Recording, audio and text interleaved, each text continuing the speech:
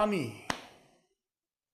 IPL में इतना आपका शानदार रिकॉर्ड है दिल्ली के लिए, ऐसे नहीं कि विराट और धोनी के बीच में गौतम गंभीर होना चाहिए था कप्तान?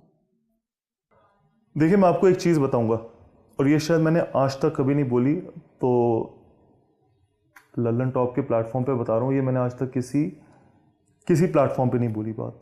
मुझे याद है जिस सीबी सीरीज़ की आप बात कर रहे हैं, ये जो रोटेशनल पॉलिसी है, उस भी सीरीज़ में मैं सेकंड हाईएस्ट रन गेटर था। इंडिया फाइनल में नहीं क्वालिफाई करी थी, ऑस्ट्रेलिया और श्रीलंका करी थी। तो जी मैं वाइस कैप्टन था उस सीरीज़ में, MS धोनी कैप्टन, मैं वाइस कैप्टन।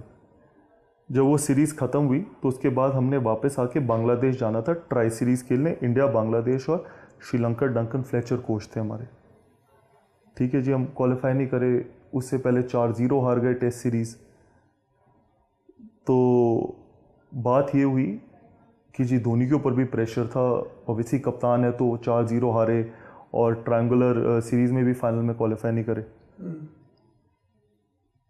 अगर कोई चेंज हुआ वहाँ से सीबी सीरीज़ से बांग्लादेश के टूर में वापस आके, तो सिर्फ एक चीज़ चेंज हुई कि वाइस कैप्टन को हटा के विराट कोहली को वाइस कैप्टन बनाया गया। आज तक की हिंदुस्तान की या किसी भी स्पोर्ट की हिस्ट्री में आप मुझे एक चीज़ बताइए, कभी ऐसा हुआ, आप ये सर्च भी कर लीजिए, किसी से पूछ भी लीजिए किसी भी स्पोर्ट में, कि अगर टीम अच्छा नहीं करती कि कभी ऐसा हुआ है कि वाइस कप्तान को हटाया गया और कप्तान वहीं का वहीं हो? कभी ऐसा नहीं हुआ होगा। अगर हुआ होगा तो आप मुझे कन्फ्रंट कर सकते हैं, लोगों से पूछ के आप मुझे वापस बता भी सकते हैं। तो एक ही चीज़ ऐसी हुई, और मैंने डंकन फ्लेचर से उस टाइम, मुझे ऐसा कोई शौक, मेरे को कभी भी ज़िंदगी में ऐसा शौक नहीं रहा कि मेरे को इंडिया की कैप्टनसी करनी है, ऑनेस्टली कभी भी ऐसा। लेकिन मैंने डंकन फ्लेचर से ये क्वेश्चन पूछा था कि कभी आज तक ऐसा हुआ है कि टीम अच्छा ना करी हो तो क्या वाइस कैप्टन चेंज करते हो?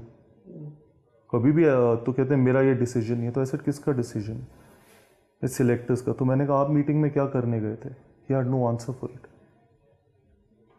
That is the time I realise, I don't know. मैंने आज तक अपने 15 साल के करियर में ना तो आज तक कभी किसी सिलेक्टर को फ़ोन मिला, ना मैंने आज तक कभी किसी सिलेक्टर से पूछा, बिकॉज मेरे लिए आई थिंक मेरी खुद की इमेज, मेरी खुद की सेल्फ रिस्पेक्ट बाकी सारी चीज़ों से बहुत ऊपर है, और वो हमेशा रहेगी। मेरा फ़ोन मिला के पूछना कि ऐसा क्यों हुआ, या मेरा फ़ोन मिला के पूछना कि मैं सिलेक्ट क्यों नहीं हुआ, कहना कि मैं खुद अपने आप पे डाउट करूँगा। मेरे को अपने ऊपर कभी भी डाउट नहीं थे। जब तक मेरे हाथ में बैट था तब तक मेरे को किसी की ज़रूरत नहीं थी। बैट आपके हाथ में, आप 100 से सिलेक्ट नहीं होते, आप 200 बनाइए, 200 से नहीं होते 300 बनाइए। आप डिपेंडेंसी इंसान की ज़िंदगी में सबसे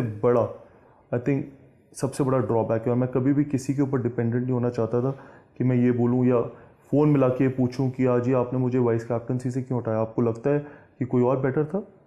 प्लीज़। लेकिन मेरा काम है देश के लिए खेलना, रन बनाना। और इस तरह का कल्चर है गौतम की प्लेयर्स सिलेक्टर्स के टच में रहे, उनकी गुड बुक में रहने की कोशिश? मुझे नहीं पता, आई डोंट नो, बिकॉज मैंने कभी ऐसा नहीं किया, और ना मैं कभी किसी को इंकरेज करता हूँ। ड्रेसिंग रूम में इस तरह की बात मैंने कभी किसी को इंकरेज नहीं किया। आई डोंट थिंक सो कि आप एक अगर उस लेवल पे चले जाते हैं कि जिस लेवल पे आप, रीजनलिज्म की बड़ी शिकायतें होती हैं। I don't think so India के लिए। कर्नाटक, मुंबई, दिल्ली और पंजाब लॉबी बड़ी strong. I don't think so ऐसा कुछ होता है। मेरे टाइम पे कभी ऐसा नहीं हुआ।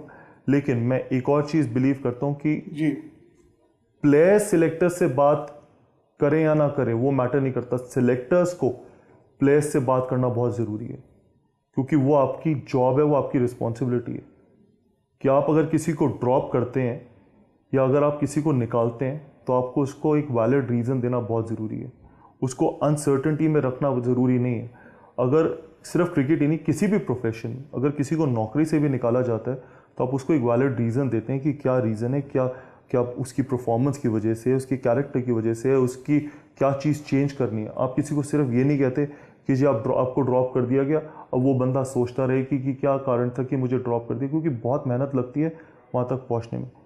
प्लेयर सिलेक्टर से मैं कभी इंकरेज नहीं करूँगा बात करने के लिए कि यू शुड नॉट टॉक। आपके हाथ में बल्ला है, आप उसके साथ मेहनत करिए, रन बनाइए, विकेट्स लीजिए, वो आपका काम है।